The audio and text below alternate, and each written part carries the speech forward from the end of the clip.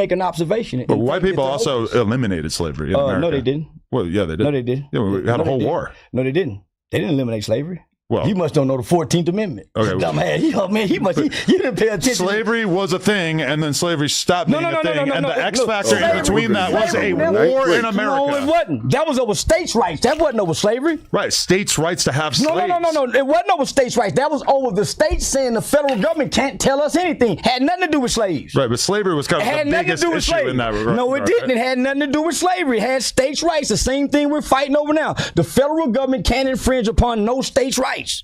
Had nothing to do with slavery. Why? Because slavery was never abolished, except you've been duly convicted of a crime. Maybe you should read the 14th Amendment.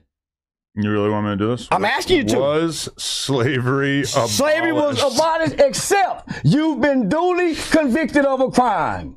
Yep. Yes, chattel slavery was legally abolished in most countries other than 19th and 20th centuries. I didn't even narrow it down to the U.S. He said most countries. American slavery, the 14th Amendment abolished slavery, except what? You've been duly convicted of a crime. It was abolished through the 13th Amendment. Duly convicted of a crime. Go to the 14th. Right, but I don't think that the fact that we have prisons necessarily takes away from the fact that we abolished slavery, right? Wait a second. He didn't address it. So that means he must have read it. For anybody that doesn't know, it is in there.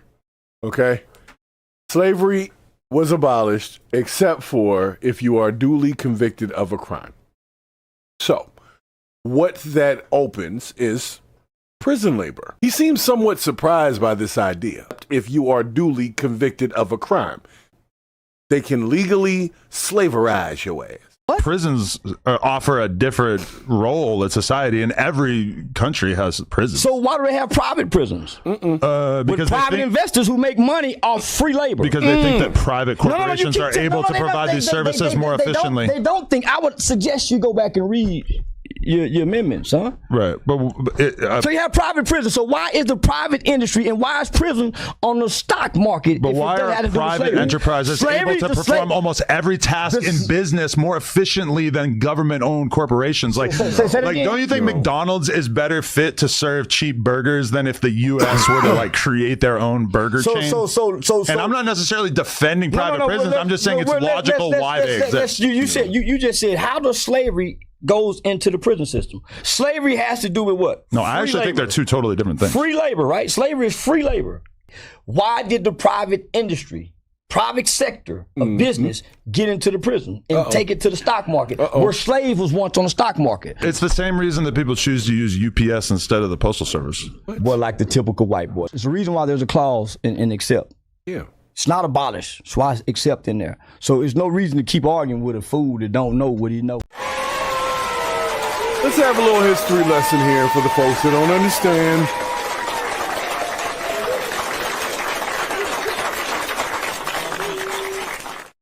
This needs to be stated that if you want racism to end, you gotta stop trying to act like history didn't happen. That's where y'all keep messing up because that's disingenuous and that's what gets people mad. Family bloodlines for a reason. Generational wealth that's passed down. If you've never read that particular amendment, that's exactly what it says. Private companies got into it is because the labor was free. So they can build a prison, and now they have a labor force in that prison, and they can find contracts. Austin White's not sitting there in front of Adam 22 on No Jumper trying to change that. What he's trying to do is let y'all know that's what it is. If you don't already have this information, you're ignorant to what's actually going on out here. You say to yourself, why would somebody want to privately own a jail or a prison? What's that about? It's the state versus whoever. When you go to jail, you might not be in a state facility. They knew if we want a free labor force, you can't just grab people up off the street and force them to work for you. But you can have a labor force in a prison, start a program in a prison, and use that labor force for free outside of the prison, some work release program, some shit like that. And you get these people for 17 cents a week on work that could be worth $20 to $25 an hour. You would make a killing. So that's what they do. Just so you understand, the amendment does say that slavery is abolished except if you are a duly convicted criminal. The prison system is a system of business. That's why it's privately owned and traded, meaning you cannot make money if nobody goes to jail. If you're fortunate enough to not commit any crimes in your life, that's great for you. But there's enough people who won't, and those people will go from being working people to technically a state slave. Charleston White trying to explain something to this Adam 22 guy, and he just don't get it. Like, bro, that's your folks in business.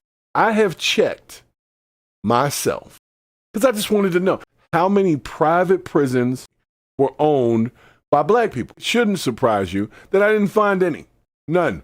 When they started that business, it wasn't for the black people. It was for a certain group. America's built on that. Free labor. Now everybody can be a slave as long as you are duly convicted of a crime. I just found a different way to word it so they could still get some free labor out of somebody. Somebody's ass got to be free.